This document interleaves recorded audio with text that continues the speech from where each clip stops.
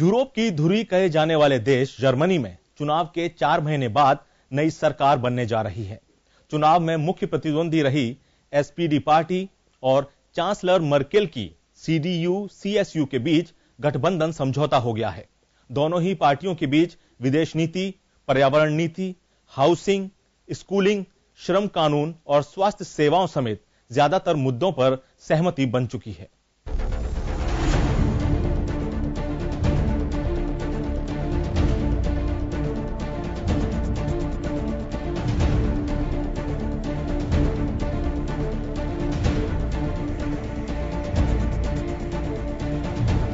Europe की सबसे बड़ी अर्थव्यवस्था जर्मनी में सरकार बनने का रास्ता आखिरकार साफ हुआ। मर्केल के CDU-CSU और SPD पार्टी के बीच गठबंधन को लेकर समझौता हो गया है। सहमति के बाद मर्केल चौथी बार गठबंधन समझौते पर हस्ताक्षर करने को तैयार हैं।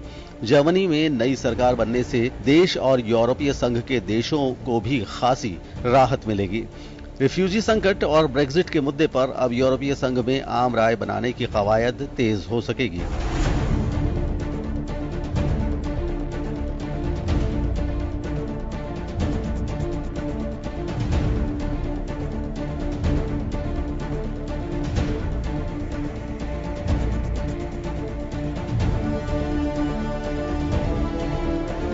एंगेला मर्केल यूरोप की सबसे अनुभवी नेता हैं। जर्मनी में सितंबर 2017 में चुनाव हुए थे। चुनाव में CDU सबसे बड़ी पार्टी बनकर उभरी थी, लेकिन बाकी दलों की तरह उसे भी स्पष्ट बहुमत नहीं मिला। नतीजों के बाद CDU-CSU ने ग्रीन पार्टी और कारोबार के लिहाज से उदार मानी जाने वाली पार्टी FDP के साथ गठबंधन वार्ता शुरू की, लेकिन ये नाकाम रही। मर्केल बीते 12 साल से जर्मनी में चांसलर हैं।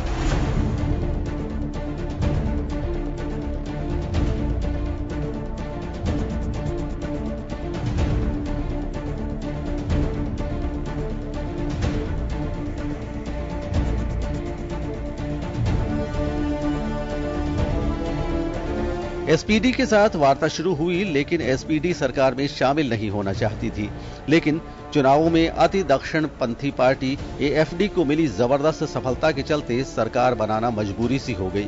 चुनाव में CDU-CSU को 33% वोट मिले, वहीं SPD 20.5% पर सिमट गई और उग्र दक्षिण पंथी AfD को पहली बार 12.6% वोट मिले।